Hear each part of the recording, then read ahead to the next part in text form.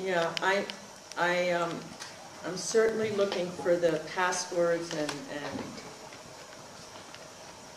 codes to read. I mean, a lot of what's, first of all, let me say that I'm not sure I would subscribe to the notion of contemporary. Because Nietzsche, for example, says he doesn't have any contemporaries. And Levinas will say that contemporaneity is, let's say, something like a fictive positing. So I understand there are different time zones. I understand we think the past may be relegated to the past or so on and so forth. But there's all sorts of interferences that are run in these temporal spaces that Nietzsche and other philosophers propose, especially since Nietzsche calls himself the philosopher of the future, and he's putting out a call to the future.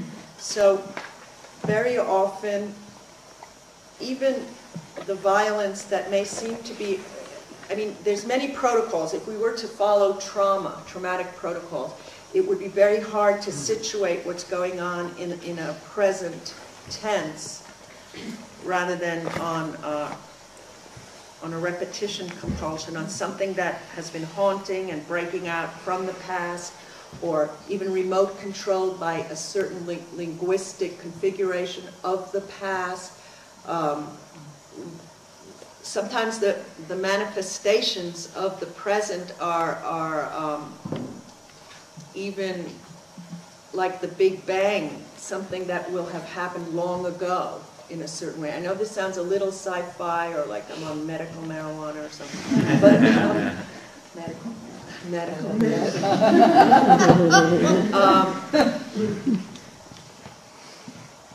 For example,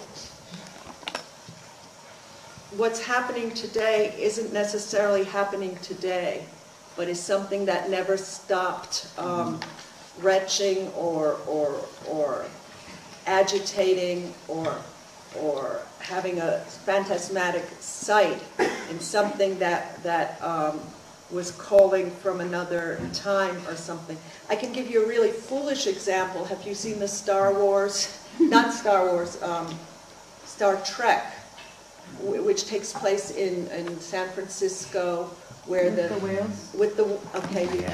punchline, they thought it was that the signaling was coming from a human figure or figuration, but it was more like something from the past, but it was really from the future and from a different, let's say, manifestation of Dasein. It was from the whales. There were signals. Okay, how does this help?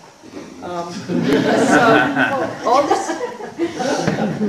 all this to say, thank you, that I think it's a false positive to think we can strongly and with great certitude demarcate the present as being contemporary and not as being, let's say, spin-offs or sudden regurgitations or symptoms flashing from another time, another zone, another historical catastrophe that begins to throw up or come up according to certain configurations of articulation or disarticulation, which is not to deny that nothing is happening. On the contrary, too much is happening, and too much that is already, in a sense, has been philosophically very often predicted, very often named, and is very often an aftermath of I mean, it could be the case that all of these excessive fundamentalist religious convulsions are a response, perhaps on delay call forwarding, to the death of God. So that what we think is contemporary is 200 years old, and suddenly there's this convulsion and fundamentalist rallying as a death rattle. Okay, that might sound optimistic, but I'm sticking by it. That this is the end of something that is refusing and showing a great deal of renitency to something that is over and out. So that, but there's also all these archaic things that are coming up now. I mean, what is the most contemporary, let's say, and one day, I'm sorry for, these are just mutilated telegraph messages. What is most contemporary, if you would identify to me what is most contemporary, it would be the most archaic. What are these guys doing? Weren't we over it? In our class, we discussed that the worst problem and anxiety that we had a few years ago were the New Agers. Because there was too much peace and love and, you know, the touchy-feely stuff. Okay.